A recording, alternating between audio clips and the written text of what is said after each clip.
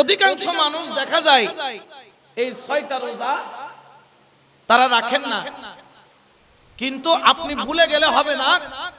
রাসূল পাক সাল্লাল্লাহু আলাইহি ওয়াসাল্লাম বলেছেন যে এই ব্যক্তি রমজানের 30টা রোজা রাখার পরে শাওয়াল মাসের 6টা রোজা রাখবে, সে যেন পুরো বছরই রোজা রাখলো। বড় করে বলেন না সুবহানাল্লাহ।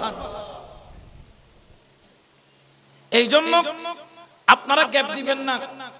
আবার দেখেন আজকের ঈদের দিনে কিন্তু রোজা রাখা কি হারাম, জায়েজ নাই, বরঞ্চ রাখলে সব নাকি হবে, গুনাহগার হবে।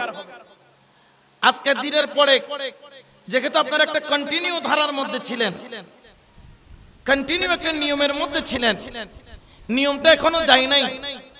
আগামী কালকে থেকে হোক, পরশু থেকে হোক, আপনারা ধারাবাহিকভাবে চেষ্টা করবেন এই রোজাগুলা 6টা রোজা আদায় করার জন্য।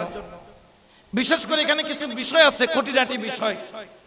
যেমন আমার মা বোনেরা অনেকে আছেন রমজানে 30টা রোজা তারা রাখতে পারেন না। আমার অনেক ভাইয়েরা অসুস্থতার কারণে বা অনেকে সফরের কারণে, অনেকে বিভিন্ন ধরনের অসুবিধার কারণে 2-4টা রোজা কি হয়ে যায়, ভেঙে যায় বা ভাঙতে বাধ্য হয়, উপায় থাকে না। ডাক্তারের পরামর্শ ক্রমে এখন কি এটা আগে রাখবে নাকি শাওয়ালের 6 রোজা আগে রাখবে? যেহেতু রাসূল করিম বলেছেন যে 30টা রোজা রাখার পরে যেই ব্যক্তি শাওয়ালের 6টা রোজা রাখবে সে যেন পুরা বছরই কি রাখলো, রোজা রাখলো। তাহলে আগে আপনাকে যেই রোজাগুলো আমার মা বোনেরা রাখতে পারেন নাই, ভাঙতি রোজা, আগে সেগুলা রাখবে। অথবা আপনাদের মধ্যে যদি কোনো কারণে, অসুস্থতার কারণে, অসুবিধার কারণে, শরীয়তে বিধিবিধানের মরিজের ব্যাপারে, অনেক সময় মুসাফিরের ব্যাপারে ভেঙে যায়, আপনারা সেটা আগে আদায় করবেন। তারপরে আপনি কি করবেন, শাওয়ালের রোজা রাখবেন। এখন আমরা তো অনেক সময় দেখা যায় রমজান মাসে সেহরি খাইতে উঠতে পারিনি, কিন্তু রোজা কি করেছি, রেখে দিয়েছি। এখন শাওয়াল মাসে যদি আমি ঘুমাইয়া পড়ি আর সকাল 12টায় উঠে যদি বলি যে না আজকে আমি খাবো না, সারাদিন আমি এটা রোজা রেখে দিলাম, শাওয়ালের রোজা, এটা কি হবে কিনা? না, হবে না। আপনাকে অন্তত পক্ষে ঘুমানোর আগে হইলেও কি করতে হবে, মনে মনে নিয়ত করতে হবে ইনশাআল্লাহ আজকে আমি সেহরিতে উঠবো, রোজার উদ্দেশ্যে সেহরি খাবো এবং আমি আজকে আগামী কালকে রোজাটা রাখবো। কিন্তু আল্লাহর হুকুম আপনি উঠতে পারেন নাই বা ফজর আজান পড়ে গেল, আর সেহরি খাওয়ার সুযোগ নাই, তাহলে আপনার রোজা হয়ে যাবে।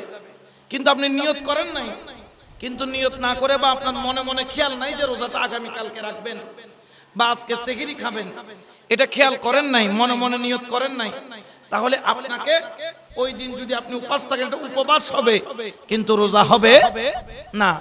আপনাকে যেহেতু 6টা রোজা আপনারা আদায় করবেন। এখন অনেকে আছেন যে 13, 14, 15 চাঁদের রোজা রেখে থাকেন। এখন এই দিনগুলো আপনারা সবসময় অনেক আছেন কন্টিনিউ রাখেন, এই দিনগুলোতে কি শাওয়ালের রোজা রাখা যাবে কিনা? এই দিনগুলো তো শাওয়াল মাসের রোজা রাখা যাবে, কোনো অসুবিধা হবে না। এই 6টা রোজা আপনারা কোনো ক্রমে প্রত্যেকটা ব্যক্তি ছাড়বেন না। এটা কেমন জানেন? ধরেন আপনি একজনের সাথে একটা কাজ নেওয়ার বা কেএসআরএম বা বিএসআরএম এর সাথে একটা ডিল করলেন 1 মাসের, এক্সাম্পল দিচ্ছি।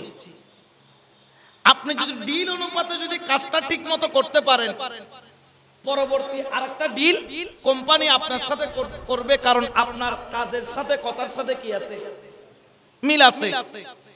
অনেক আল্লাহওয়ালা মুস্তাহিদিন কিরামগণ বলেছেন আপনার যে 30 রোজা কবুল হয়েছে সেটা বুঝবেন কিভাবে, এটা বুঝার উপায়টা কি? বলতেছে 30টা রোজা যে কবুল হয়েছে এটা বুঝার উপায় হলো আপনি শাওয়াল মাসের 6টা রোজা রাখতে পারছেন কিনা। কারণ একটা ডিল পরিপূর্ণ হলে পরবর্তী ডিলে যায়। আল্লাহ পাক যার 30টা রোজা কবুল করবেন তাকে শাওয়ালের রোজা রাখার তৌফিক দান করবেন। এই জন্য যারা শাওয়ালের রোজা রাখতে পারবেন, অনেক মুস্তাহিদিন ইকরামগণ আল্লাহওয়ালাগণ বলেছেন তারা ভেবে নিতে পারে বা ধরে নিতে পারে তার 30 রোজা আল্লাহর দরবারে কি হয়েছে? কবুল হয়েছে।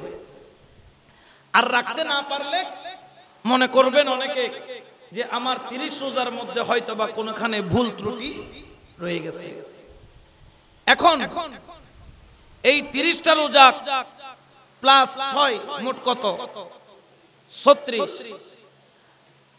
আল্লাহ পাক রব্বুল আলামিন যে কোনো নিয়ামতের বিনিময়ে একের বিনিময়ে 10টা দান করেন।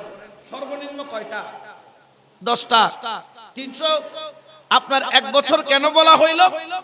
কারণ আপনি যখন 30 প্লাস 6 36 ইনটু 10 কত হয়? 360। আর ইসলামে তো কয়েকটা দিন শরীয়তের মধ্যে রোজা রাখা কি নিষেধ।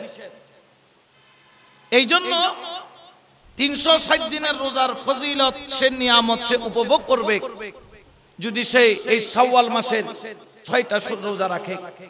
আমরা 30টার ব্যাপারে সতর্ক থাকি, কিন্তু শাওয়াল মাসের 6 রোজার ব্যাপারে আমরা সতর্ক থাকি না। তো এই জন্য আপনারা চেষ্টা করবেন প্রত্যেকে শাওয়াল মাসের এই 6টা রোজা রাখার জন্য।